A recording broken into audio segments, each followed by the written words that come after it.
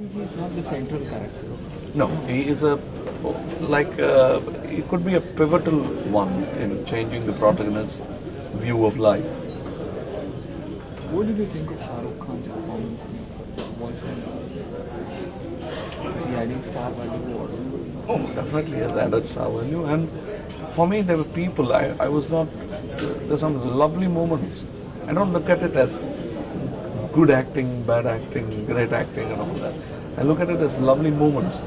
What matters is the film, not an individual actor bouncing off the trampoline, the platform, fine. But I think there are some lovely moments with Mr. Shah Rukh in the film. He's not a parallel character. It's not like he comes through the whole film. Saket Ram is the main character, but he is a much bigger character than what is played by Naseer Sahab as Gandhi. He appears more often in the film. And since the hero travels through many cities and lives, everybody doesn't have. The biggest role is taken by me. I hog on footage, yes, but it's safer. I have all my call sheets of this actor, so I thought it's safer to base it around this actor.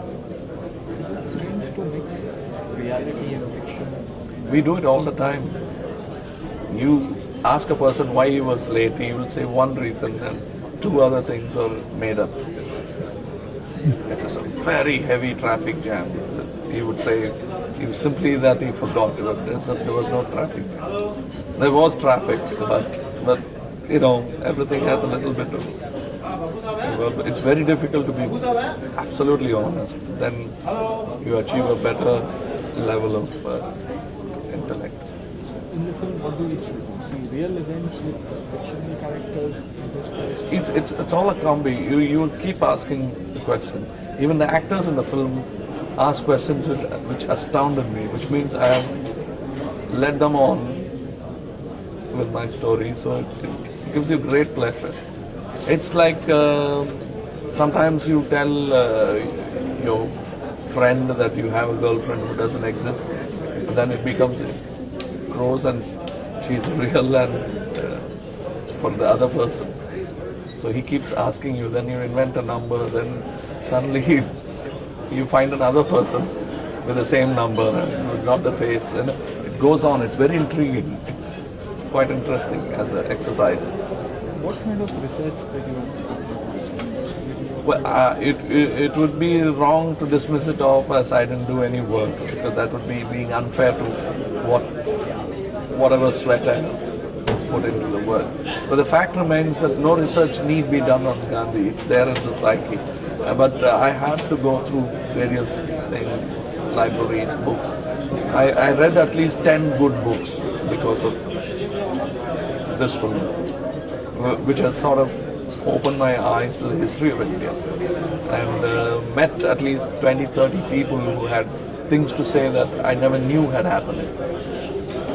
And now I like an assistant interpreter is going around telling, like people didn't know, at least I did before, people didn't know that there was an assassination attempt on Gandhiji on the 20th of January, 10 days before this January, done by the same people. They failed, they came back, regrouped, recollected weapons, went back and shot him. You're one of the few filmmakers who uses prosthetics to do the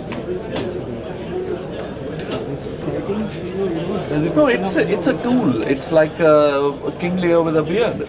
You need a beard to depict an old man. Now the techniques have improved, so I'm using different tools to convince the audience that there is an old man sitting there or a young person sitting there. It's been done by actors before. The only thing the technology has improved.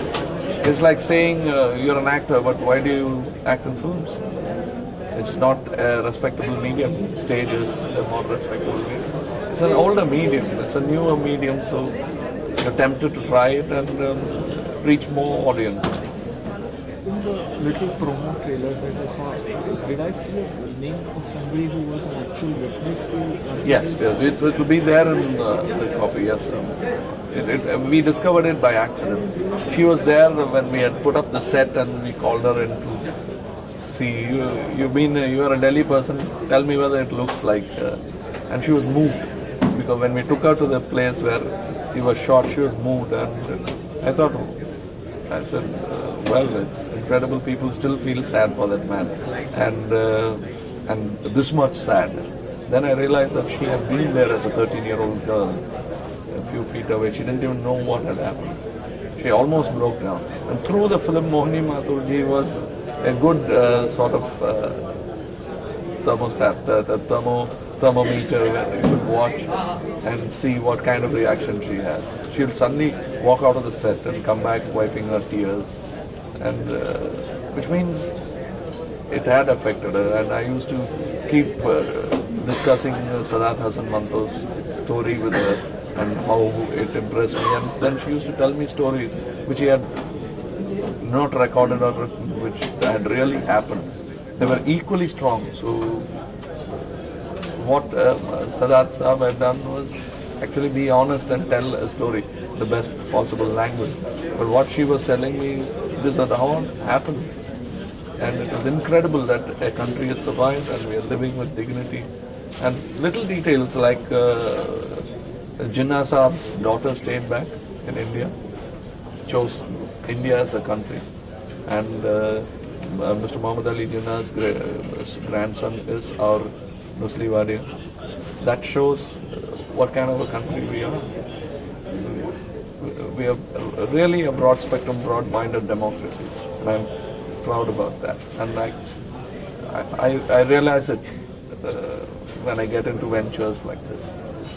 What is the central theme or the basic idea? Is it happiness and survival? It's simply a waylaid Indian traveling, journeying through to find himself and the truth. He loses himself to the moment, captive of a time, is trying to get out of it and go through the motions and realize belated wisdom, but it still does come. Are you expecting any controversies surrounding this film? I think so. I don't, well, anybody can kick it. I can say my name and create a controversy. It depends who kicks up the controversy. Thank you.